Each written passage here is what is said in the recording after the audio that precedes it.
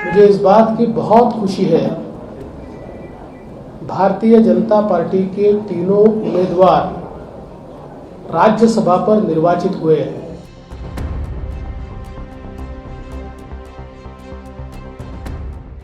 नमस्कार, मैं हूं जितेंद्र दीक्षित। पिछले हफ्ते हुए राज्यसभा चुनाव के बाद अब महाराष्ट्र में दूसरा दिलचस्प मुकाबला देखा जाने वाला है विधान परिषद चुनाव की शक्ल में। विधान परिषद के चुनाव 20 जून को हो रहे हैं। बीते राज्यसभा चुनाव में महाराष्ट्र की ठाकरे सरकार अपने दूसरे उम्मीदवार को नहीं जिता सकी। शिवसेना की ओर से महाविकास आघाड़ी का जो घटक दल है, जिसके कि मुख्यमंत्री उद्धव ठाकरे हैं, उनके दूसरे उम्मीदवार संजय पवार हार गए और संजय राउत भी बाल बाल हारते हारते बचे।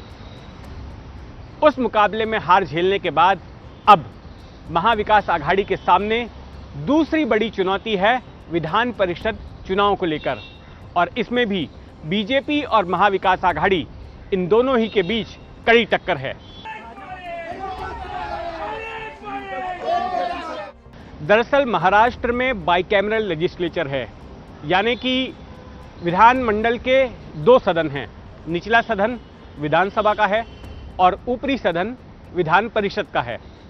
अब जो ऊपरी सदन विधान परिषद है, उनकी 10 सीटों के चुनाव होने हैं और ये चुनाव करेंगे विधानसभा के सदस्य। तो विधानसभा में जिस पार्टी का जितना संख्या बल है, उसके मुताबिक बीजेपी को 10 में से 4 सीटें बड़े ही आराम से मिल रही हैं। इसके अलावा महाविकास आघाड़ी के जो 3 बड़े घटक दल हैं, उनमें से शिवसेना को 2 सीटें मिल रही हैं, एनसीपी को भी 2 सीट मिल रही है और कांग्रेस को भी 1 सीट मिल रही है। तो ऐसे में ये नियुक्तियां बड़ी आसानी से हो जाती, लेकिन चुनाव कराने की ज़रूरत इसलिए पड़ रही है क्योंकि कांग्रेस ने 1 के बजाय 2 उम्मीदवार दिए हैं। एक उन्होंने भाई जगताप, जो कि मुंबई कांग्रेस के प्रमुख हैं, उनको टिकट दे दिया है, और दूसरा इसके अलावा उन्होंने एक टिकट दिया है चंद्रकांत हंडोरे को। तो कांग्रेस ने, हालांकि कांग्रेस का जो संख्या बल है उसके मुताबिक उनका एक ही उम्मीदवार जीतता है, लेकिन कांग्रेस ने 2 उम्मीदवार दिए हैं।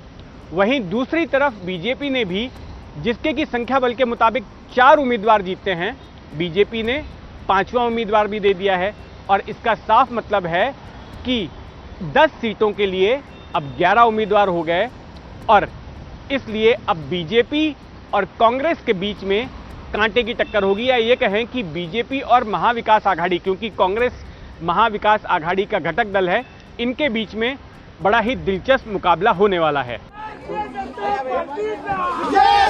ये मुकाबला महाविकास आघाड़ी के लिए खास तौर पर चुनौतीपूर्ण इसलिए भी है क्योंकि ये चुनाव जो है गुप्त मतदान के जरिए होगा, सीक्रेट बैलेट के जरिए होगा, ना कि राज्यसभा की तरह जहां पर कि हर वोटर को अपनी स्लिप अपने पोलिंग एजेंट को दिखानी होती है कि वो किसको मतदान कर रहा है, और हर पार्टी ने अपने विधायकों के लिए व्हिप जारी कर रखा था कि उन्हें किसको वोट करना है। लेकिन विधान परिषद के मामले में ऐसा नहीं है, और ऐसे में एक बड़ा डर महाविकास आघाड़ी को सता रहा है, वो है क्रॉस वोटिंग का। महाविकास आघाड़ी इसलिए भी डरी हुई है क्योंकि राज्यसभा में कई ऐसे विधायकों ने बीजेपी को वोट दिया जो कि महाविकास आघाड़ी का सरकार बनाते वक्त समर्थन कर रहे थे। जब विधानसभा में विश्वास मत का प्रस्ताव ठाकरे सरकार के लिए आया था, तो ये छोटे दल और निर्दलीय विधायकों ने समर्थन दिया था ठाकरे सरकार को। लेकिन उद्धव ठाकरे के कामकाज के तरीके से नाराजगी का कारण बताकर या दूसरे कारण बताकर या बीजेपी की ओर से जो प्रयास किए गए, उनके चलते ऐसे कई छोटे दलों ने और निर्दलीय विधायकों ने महाविकास आघाड़ी के उम्मीदवार, यानी कि जो शिवसेना के उम्मीदवार संजय पवार थे, उनको वोट ना देकर बीजेपी के उम्मीदवार को वोट दिया, और इस वजह से बीजेपी के उम्मीदवार धनंजय महाडिक जीत गए और शिवसेना के उम्मीदवार हार गए। संजय पवार को हार का सामना करना पड़ा। महाविकास आघाड़ी के बीच अब चिंता इस बात की है कि जिन निर्दलीय विधायकों और छोटे दलों ने राज्यसभा के वक्त बीजेपी के पक्ष में वोट दिया था, वो तो बीजेपी के पक्ष में वोट कर ही सकते हैं, लेकिन इसके साथ साथ डर क्रॉस वोटिंग का भी है कि ये जो सरकार के 3 बड़े घटक दल हैं, कहीं इनमें सेंधमारी ना हो जाए और इनकी ओर से कुछ वोट बीजेपी के खेमे में ना चले जाएं, क्योंकि ये गुप्त मतदान है और पता नहीं चलेगा कि किसने किसको वोट दिया।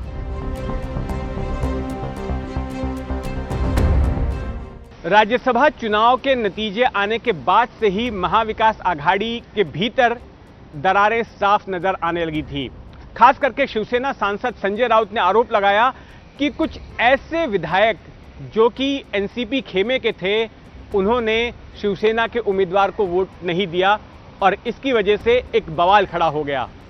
अगर ऐसा ही कुछ विधान परिषद के चुनाव के वक्त भी होता है तो जाहिर तौर पर महाविकास आघाड़ी सरकार के लिए यह खतरे की घंटी होगी और यह कहा जाएगा कि सत्ता में रहते हुए भी महाविकास आघाड़ी अपने उम्मीदवारों को नहीं जिता सकी और इसलिए यह मुकाबला काफी दिलचस्प हो गया है, क्योंकि ना तो बीजेपी और ना ही महाविकास आघाड़ी पीछे हटने को तैयार हैं और दोनों ही इन चुनावों में अपने उम्मीदवारों को जिताने के लिए एड़ी चोटी का जोर लगा रहे हैं।